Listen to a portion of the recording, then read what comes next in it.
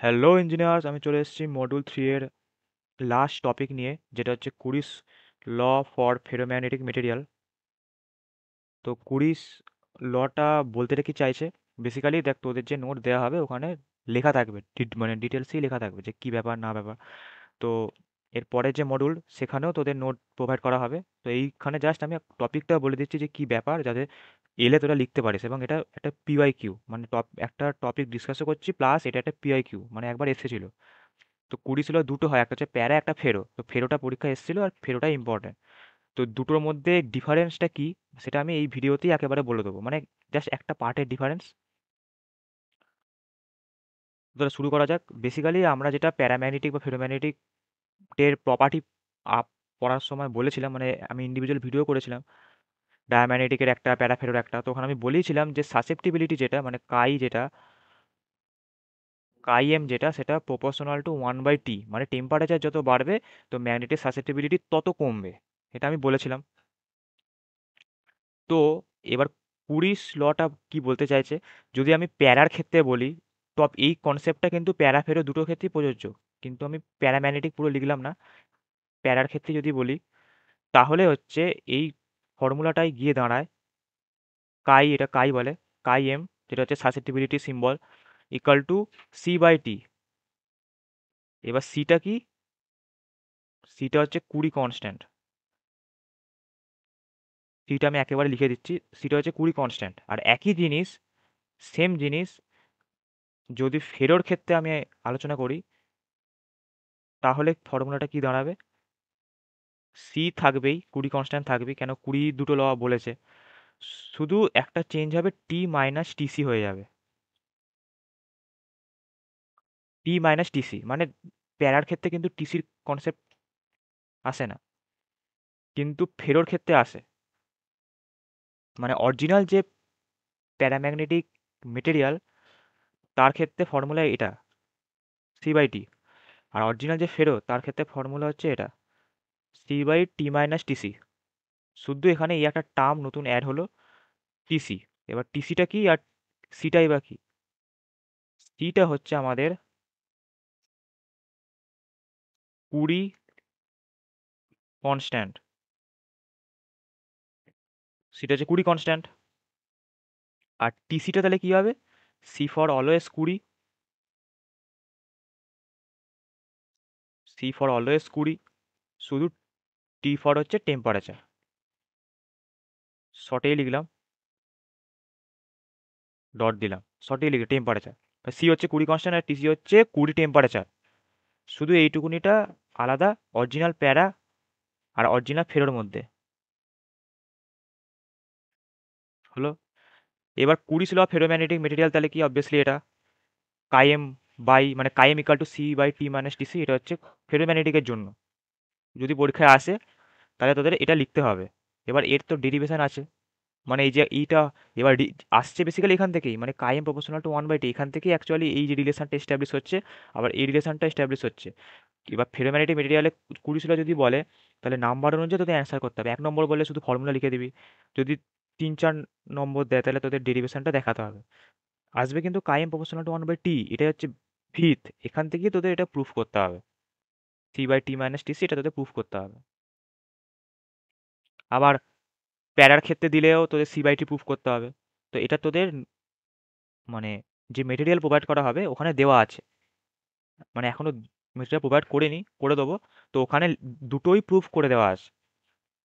তো আমি জাস্ট এখানে টপিকটা বুঝিয়ে দিচ্ছি যে এটা হচ্ছে ব্যাপার, যে এটা হচ্ছে ভিত, এখান থেকে এইটা আসে। এবার একটা যে কার্ভ থাকে, মানে এই যে প্যারার আর ফেরোর সাথে এই যে পার্থক্যটা হচ্ছে, সেইটার একবার বলে দিই। বেসিক্যালি তোদের যদি একটা কার্ভ আমি দেখাই, তাহলে তোরা বুঝতে পারবি যে অরিজিনাল প্যারা এবং অরিজিনাল ফেরোর মধ্যে ডিফারেন্সটা কোথায় হচ্ছে। আর আরেকটা যেটা হচ্ছে, যে টিসি মানে কুড়ি টেম্পারেচার, কুড়ি টেম্পারেচার ক্রস করার পর কিন্তু ফেরোম্যাগনেটিকটা প্যারাম্যাগনেটিকে রূপান্তরিত হয়ে যায়, মানে চেঞ্জ হয়ে যায়। এবার পেরো, মানে কুড়ি টেম্পারেচারের পর ফেরো যে প্যারাতে কনভার্ট হচ্ছে, সেই প্যারা এবং অরিজিনাল প্যারা কিন্তু আলাদা। মানে এমন নয় যে অরিজিনাল প্যারাম্যাগনেটিকের সাথে সেম প্রপার্টি থাকবে, তা কিন্তু নয়। একদমই আলাদা, মানে একদমই আলাদা, মানে কিছু কিছু প্রপার্টি সেম হবে, কিন্তু তবুও সাসেপ্টিবিলিটি বেশি থাকবে। মানে তবুও যদি অরিজিনাল প্যারার সাথে ওই ফেরো থেকে যে প্যারা হয়েছে তার ম্যাগনেটিক সাসেপ্টিবিলিটি বেশি, মানে পুরোপুরি সেম হয়ে যায় না, আলাদা থাকে।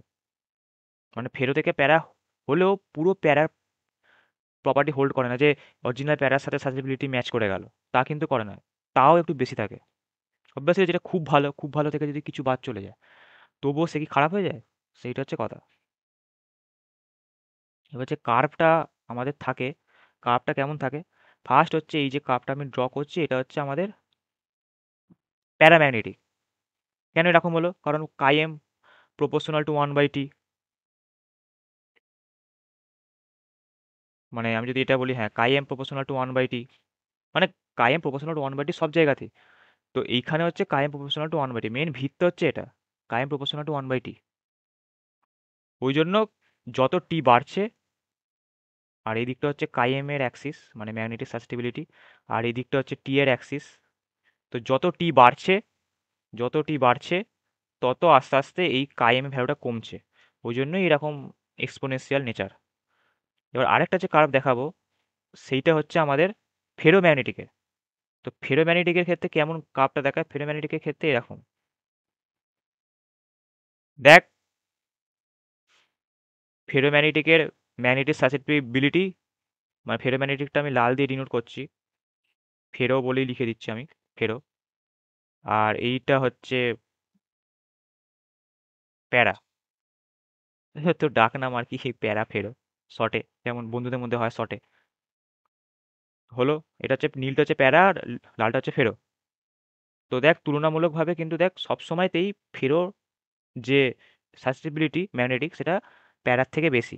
এবার এইটা একটা হচ্ছে টেম্পারেচার, আমি ডট ডট ডট ডট দিলাম, যেটা হচ্ছে আমাদের টিসি, মানে 20 টেম্পারেচার। এই 20 টেম্পারেচারের পরই দেখ আস্তে আস্তে কিন্তু এই যে ডোমেনটা আর এই যে ডোমেনটা, দেখ দুটোর কিন্তু স্লোপ মোটামুটি সেম হয়ে গেছে, দুটোই একইভাবে কমছে। তবুও এই যে আমি গোল পাকালাম, এইটা হচ্ছে আমাদের, এটা অন্য কালি দিয়ে দেখাই।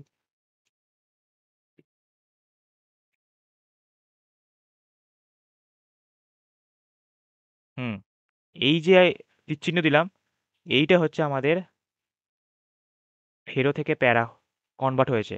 আফটার 20 টেম্পারেচার ফেরো প্যারাতে কনভার্ট হয়ে যায়,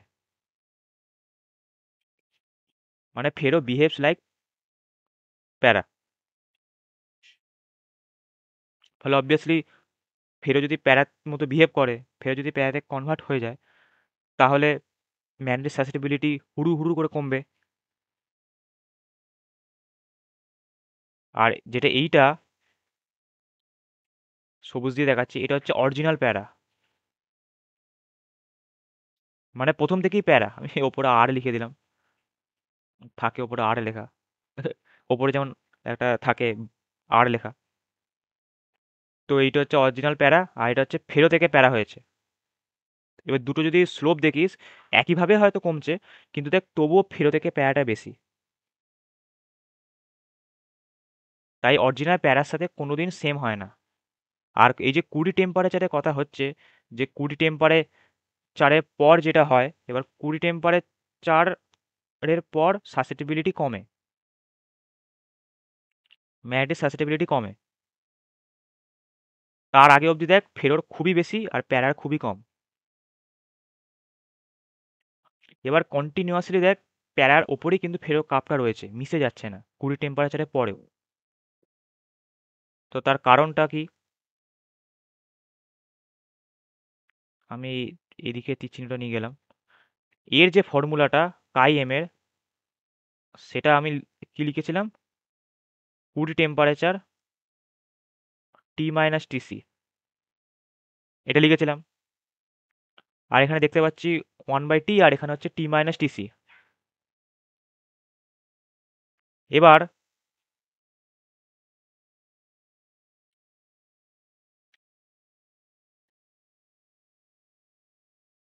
টিসির ভ্যালু, র্যান্ডামের কথাই বলছি, যে টিসির ভ্যালু যদি আমি 5 কেলভিন ধরি, জাস্ট দেখানো যে কেন সবসময়তেই ওপরে লাই করছে।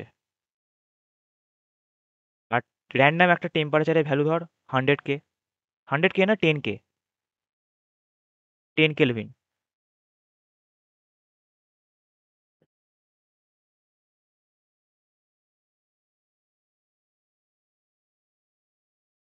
10 কেলভিন, ঠিক আছে? আর 20 যে কনস্ট্যান্ট ছিল ওপরে তার ভ্যালু ধর 100 ধর, হলো? এবার কাই এম কমা পি এর কি ভ্যালু হবে? 100 C/T হবে, 100/10 কত হবে? 10। আর কাই এম ফেরোর কি হবে? 100 মানে C/T-TC, তো টি হচ্ছে 10, টিসি হচ্ছে 5, তাহলে 100/10 - 5 হচ্ছে 100/2, না সরি 2 নয় 5, সরি 100/5, যার ভ্যালু হচ্ছে 20। তাহলে তোরা নিজেরাই দেখতে পাচ্ছিস যে এই গিভেন কন্ডিশনে কাই এমপির ভ্যালু 10 আর কাই এমএফ এর ভ্যালু 20, তাহলে অবভিয়াসলি এটা বেশি। এই যে অবভিয়াসলি এটা বেশি, সেই কারণেই সব সময়তেই এরকম ওপরে লাই করছে।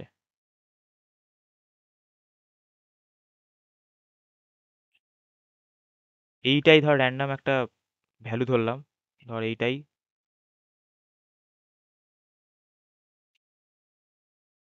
এই ধর ডট ডট ডট ডট দিলাম যেটা, এইটা হচ্ছে 10 কেলভিন,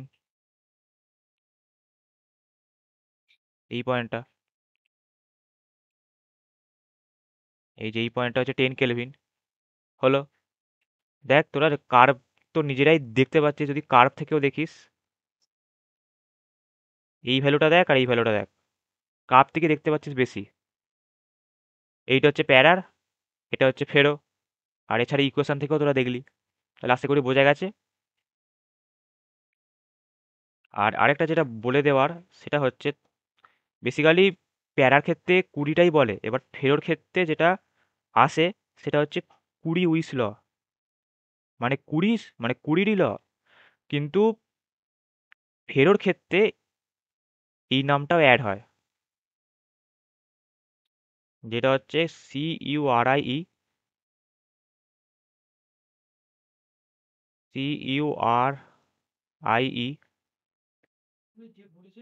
সরি 20 WISS ল, 20 উইস ল। এবার 20 উইস ল মানে বেসিক্যালি ও কোনো ইকুয়েশন দেয়নি, ওই যে ইকুয়েশনটা লিখছি কাই এমএফ এর C/T - TC, ওটা কিন্তু উনি দেননি, উনি জাস্ট বলেছেন যে ফেরো থেকে যে প্যারাতে কনভার্ট হয় আফটার টিসি, প্যারা তো প্যারাই থাকে, সে আফটার টিসি কি কিছু প্যারার আস্তে আস্তে কমে, কিন্তু প্যারার সাথে সেরকম কোনো সম্পর্ক নেই টিসির, ও নিজের মধ্যেই কমছে, কিন্তু ফেরোর সাথে সম্পর্ক আছে। কেন? কারণ টিসির পরেই হুড় করে কমে এবং প্যারার মতো বিহেভ করে। এই যে কথাটা বলেছেন উইস, যে প্যারার মতো বিহেভ করবে কিন্তু অরিজিনাল প্যারার সাথে আলাদা, অরিজিনাল প্যারার মতো হবে না, মানে প্রকৃতই যে প্রথম থেকে প্যারা তার মতো হবে না, কনভার্ট হয়তো হবে প্যারাতে কিন্তু অরিজিনাল প্যারাম্যাগনেটিকের মতো হবে না, ওর থেকে আলাদা হবে, এই কথাটাও উইস বলেছে।